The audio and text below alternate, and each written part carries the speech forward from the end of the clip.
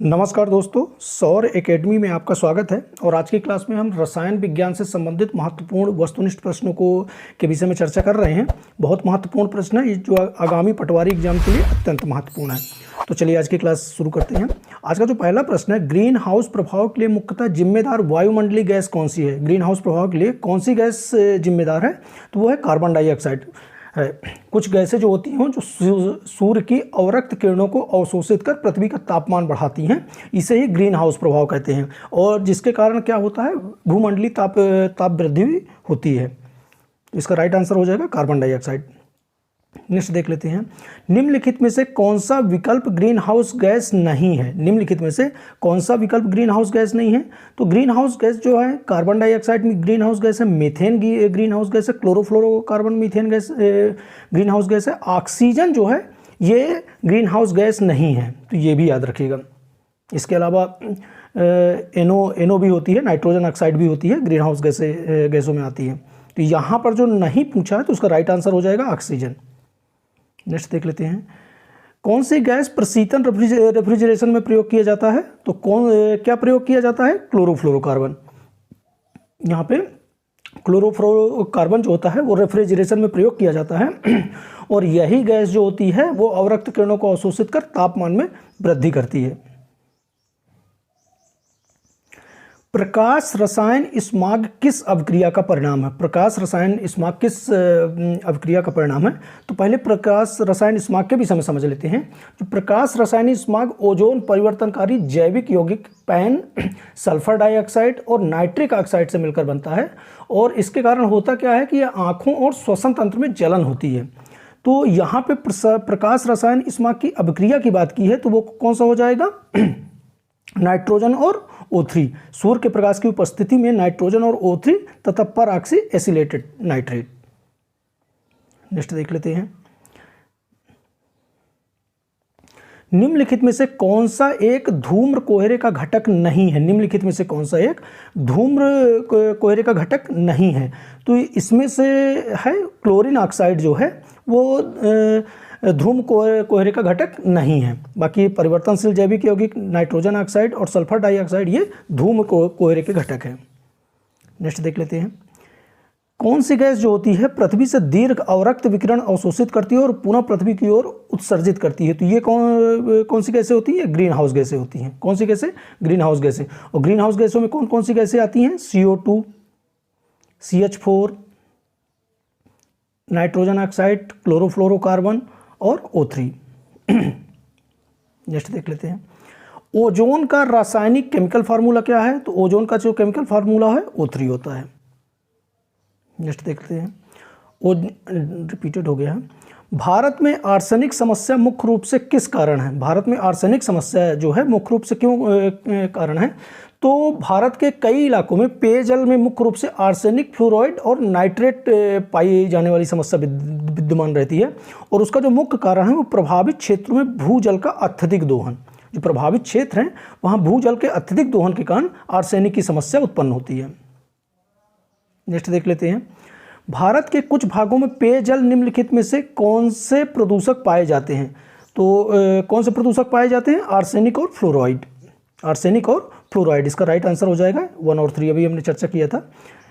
तो कौन कौन से प्रदूषक हैं? आर्सेनिक और फ्लोराइड। नेक्स्ट देख लेते हैं, अम्ल वर्षा में किसके सांद्रण के कारण होती है? जो अम्ल वर्षा होती है वो किसके सांद्रण के कारण होती है? तो वो SO2 और NO2 के सांद्रण के कारण होती है।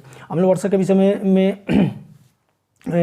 जो अम्ल वर्षा होती है वो SO2 और NO2 के कारण होती है।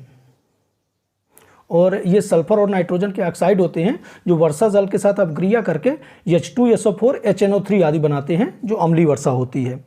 क्या बनाते हैं? SO2 और NO2, H2SO4, सल्फ्यूरिक एसिड और HNO3 बनाते हैं। तो ये भी याद रखिएगा। नेक्स्ट देख लेते हैं, ओजोन परत को अवक्षय मुख्यतः किस कारण से होता है? तो जो ओजोन परत का अवक्षय होता है, ओजोन परत का क्षरण होता है, वो क्लोरोफ्लोरोकार्बन के कारण होता है। किसके कारण होता है? क्लोरोफ्लोरोकार्बन के कारण। क्लोरोफ्लोरोकार्बन अधिकतर कहाँ इस्तेमाल होती है? तो जो क्लोरोफ्लोरोकार्बन है अधिकतर रेफ्रिजरेटरों में इस्तेमाल होती है। कहाँ पे? रेफ्रिजरेटरों में इस्तेमाल होती है। नेक्स्ट देख लेते हैं, वह कौन सा तत्व वह पहला तत्व कौन सा है जिसकी रासायनिक खोज हिनिंगब्रांड ने की थी? तो हिनिंगब्रांड ने किसकी खोज की थी? वो था फास्फोरस। किसकी खोज की थी? फास्फोरस की। नेक्स्ट देख लेते हैं, कपड़ों तथा बर्तनों को साफ करने के लिए प्रयुक्त डिटर्जेंट, कपड़ों और बर्तनों को साफ करने के लिए प्रयुक्त डिटर्जेंट कौन से होते हैं? ये होते हैं सल्फोनेट। कौन से होते हैं? सल्फोनेट। इनकी डिटेल देखते हैं। जो अपमार्जक होते हैं ये लंबी श्रृंखला वाले एल्किन और एरिल सल्फेट, ये सल्फेटों के सोडियम और पोटेशियम लवण होते हैं। तो सोडियम एल्किल सल्फोनेट और सोडियम एल्किल बेंजीन सल्फोनेट। तो इसका जो राइट आंसर हो जाएगा सल्फोनेट हो जाएगा। नेक्स्ट देखते हैं, निम्नलिखित में से कौन एक कृत्रिम मधुरक नहीं है? कृत्रिम मधुरक नहीं है, कौन सा है? तो इसमें जो राइट आंसर हो जाएगा वो सोडियम बेंजोएट हो जाएगा। यहाँ पे देख लेते हैं, जो कृत्रिम मधुरक है इसमें से सैकेरिन, एलिटेम और एस्पार्टम, ये क्या है? कृत्रिम मधुकर है। और जो नहीं है वो सोडियम बेंजोनेट है। और ये कृत्रिम मधुकर जो होता है ये मधुमेह रोगियों के लिए अत्यधिक महत्वपूर्ण होता है, तो ये भी याद रखिएगा। कांच प्रबलित प्लास्टिक बनाने के लिए किस प्रकार के कांच का उपयोग किया जाता है? तो कांच प्रबलित प्लास्टिक जो होता है उसको बनाने के लिए हमें रेसा कांच का उपयोग करते हैं। किसका करते हैं? रेसा कांच का उपयोग करते हैं। नेक्स्ट देख लेते हैं, निम्नलिखित में से कौन एक उर्वरक है? तो निम्नलिखित में से कौन सा एक उर्वरक है? यूरिया। यूरिया जो है एक उर्वरक है, ये भी याद रखिएगा।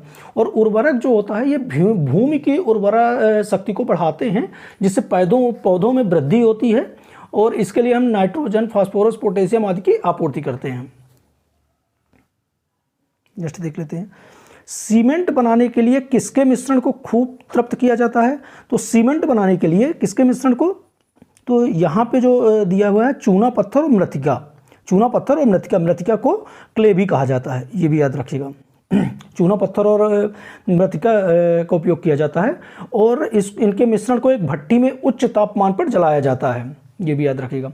और यदि हम देखें, सीमेंट का सर्वप्रथम प्रयोग इंग्लैंड के जोसेफ आस्पडीन द्वारा 1824 में किया गया था, तो एक फैक्ट ये भी याद रखें। नेक्स्ट देख लेते हैं, वल्कनीकरण प्रक्रिया के दौरान निम्नलिखित में से किस पदार्थ को जलाने से रबड़ को कठोर बनाया जा सकता है?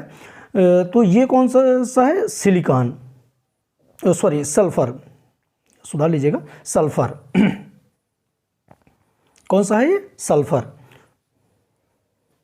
और जो प्राकृतिक रबर होते हैं इसमें आइपोप्रीन का बहुलक होता है, जो गंधक के साथ गर्म करके कठोर टिकाऊ रबर बनाया जाता है और इसी प्रक्रिया को क्या कहते हैं? वल्कनीकरण कहते हैं। इसका उपयोग की बात करें तो टायर, चप्पल इत्यादि बनाने में इसका उपयोग होता है।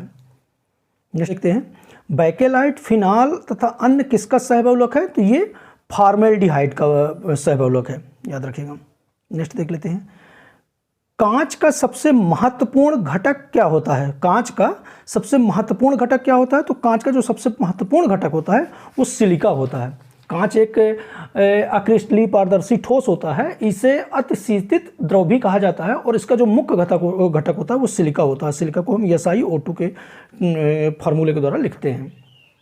और कांच का निर्माण की बात करें तो सर्वप्रथम जो कांच का निर्माण हुआ था वो मिस्र में हुआ था।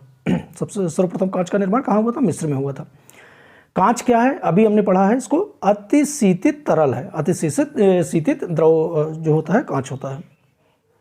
नेक्स्ट देख लेते हैं, मॉलिब्डेनम अपर्याप्तता किसकी सक्रियता को प्रभावित करता है? तो किसकी सक्रियता को प्रभावित करता है? तो ये क्लोरेट रिडक्ट्स को प्रभावित करता है। नेक्स्ट देख लेते हैं, निम्नलिखित में से कौन सा प्राकृतिक बहुलक है? तो यदि हम यहाँ पे देखें तो बैकेलाइट कृत्रिम बहुलक है, PVC कृत्रिम बहुलक है, नायलॉन कृत्रिम बहुलक है। जो सेलुलोज है ये प्राकृतिक बहुलक है। सेलुलोज क्या है? प्राकृतिक बहुलक है। नेक्स्ट देखते हैं, स्टेरॉइड हार्मोन होते हैं। स्टेरॉइड हार्मोन के क्या होते हैं? प्रोटीन होते हैं। स्टेरॉइड हार्मोन जो होते हैं वो वसा होते हैं। वसा क्या होते हैं?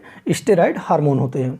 वसा कोशिका कला का निर्माण करती है और ऊर्जा संग्रह करती है और जैविक सूचनाएं पहुंचाती है। नेक्स्ट देख लेते हैं, एंजाइम क्या होते हैं। तो एंजाइम क्या होते हैं, ये प्रोटीन होते हैं। एंजाइम क्या होते हैं, ये प्रोटीन होते हैं। और प्रोटीन के हम कुछ उदाहरण की बात करें तो जैसे इंसुलिन होता है, शर्करा के उपापचय के लिए आवश्यक होता है, हीमोग्लोबिन रक्त में होता है, इस तरह से विभिन्न एंजाइम हैं। तो एंजाइम क्या है, प्रोटीन है। आरएनए में अनुपस्थित होता है। आरएनए में क्या अनुपस्थित होता है, तो आरएनए में थायमीन अनुपस्थित होता है। क्या अनुपस्थित होता है, थायमीन। और यदि हम आरएनए की बात करें तो आरएनए में सभी क्षारक वही होते हैं जो केवल थायमीन के बदले यूरेसिल उपस्थित रहता है। थायमीन के बदले क्या उपस्थित रहता है, यूरेसिल। यूरेसिल, जी भी याद रखिएगा। और यदि हम डीएनए की बात करें तो इसमें एडेनिन, ग्वानिन, साइटोसिन और थायमीन उपस्थित रहता है। आरएनए में थायमीन के बदले यूरेसिल होता है। नेक्स्ट देख लेते हैं, जल का बीओडी मान बताता है। तो बीओडी किसको बोलते हैं, बीओडी का फुल फॉर्म होता है biological oxygen demand. Biological oxygen demand, biological oxygen demand. और यह 1 लीटर में घुलित ऑक्सीजन की वह मात्रा होती है जो उसमें उपस्थित सूक्ष्म जीवों द्वारा विघटन क्रिया के संपादन के लिए आवश्यक होती है। तो यहाँ पे जो राइट आंसर हो जाएगा, जैव और रासायनिक ऑक्सीजन में प्रयुक्त ऑक्सीजन की मात्रा। बीओडी क्या होता है, जल के बीओडी का मान बताता है जैव रासायनिक ऑक्सीकरण के लिए प्रयुक्त जल की मात्रा। नेक्स्ट देख लेते हैं, तीव्र सीसा विषाक्तन को कहते हैं। तीव्र सीसा विषाक्तन को किसको कहते हैं, तो ये है प्लम्बेंज।